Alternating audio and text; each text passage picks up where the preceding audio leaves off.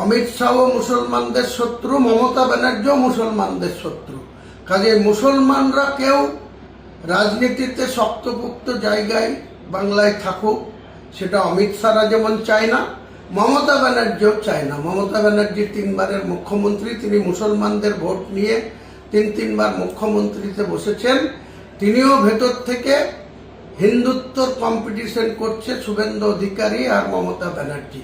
কাজেই বাংলার মুসলমান আপনারা সচেতন হন, আপনারা ভালোভাবে বুঝে শুনে আপনারা আগামী নির্বাচনে চরমভাবে শিক্ষা দিতে হবে অমিত শাহ বিজেপিকে এবং মমতা ব্যানার্জির তৃণমূল কংগ্রেস। আসসালামু আলাইকুম, আমি হুমায়ুন কবির, জেইউপির চেয়ারম্যান।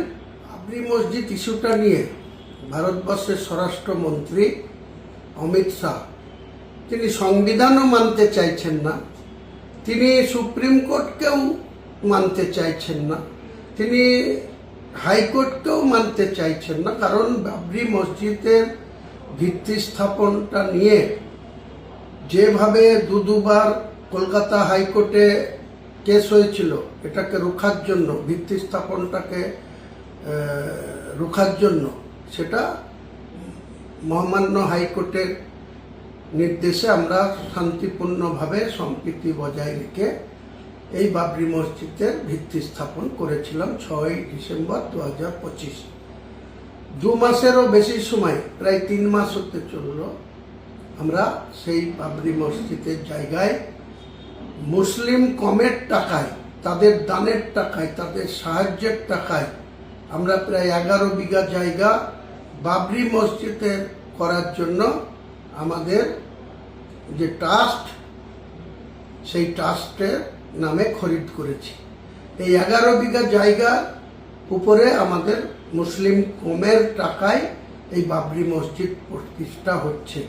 এখানে বহু চেষ্টা করেছে, বিজেপির লোকজনও চেষ্টা করেছে, তৃণমূলের নেত্রী সহ, তৃণমূলেরও মুর্শিদাবাদ জেলা সহ গোটা রাজ্যের তৃণমূলেরও একাংশ প্রচণ্ডভাবে এটাকে বাধাপ্রাপ্ত করার চেষ্টা করেছে। এমনকি হাইকোর্টে মামলা করে সেই মামলার অ্যাডভোকেট জেনারেলও হিয়ারিং আগিয়ে এনে এটাকে 6 তারিখের আগে স্টে করার চেষ্টা করেছে।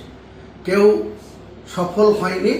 মহান আল্লাহ তাআলার দোয়ায় আমি বাবরি মসজিদ করছি, আগামী দিনে করব এবং সমস্ত মুসলমান সমাজকে বলবো, অমিত শাহ মুসলমানদের শত্রু, মমতা ব্যানার্জিও মুসলমানদের শত্রু।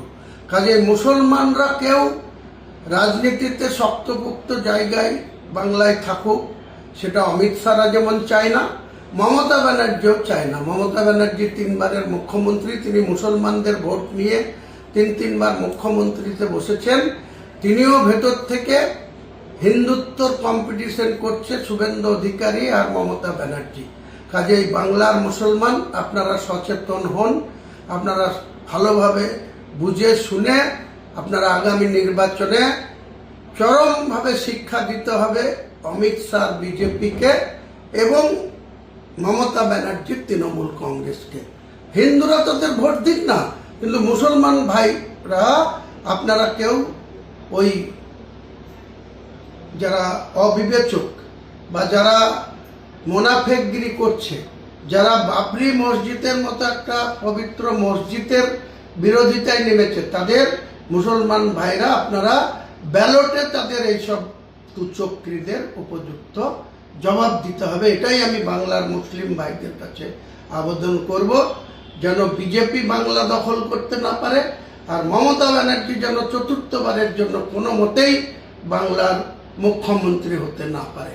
এটাই আমার গোটা বাংলার ভোটারদের কাছে, এবং আমি শুধু মুসলিম ভাইদের কাছে আবেদন যেমন করছি, তেমনি শিক্ষিত, ভদ্র, মার্জিত অমুসলিম যারা, তারাও যেন আমাদেরকে ভুল না বুঝেন।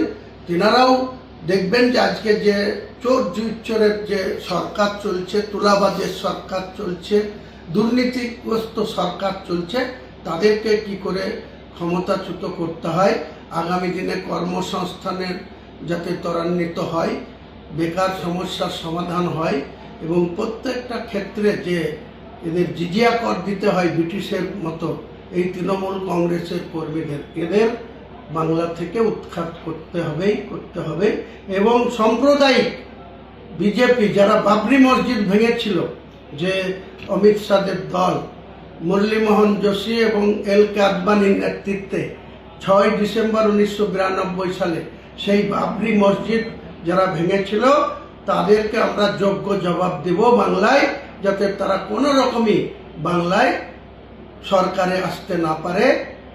এটা মুসলমান ভাইদের নৈতিক দায়িত্ব।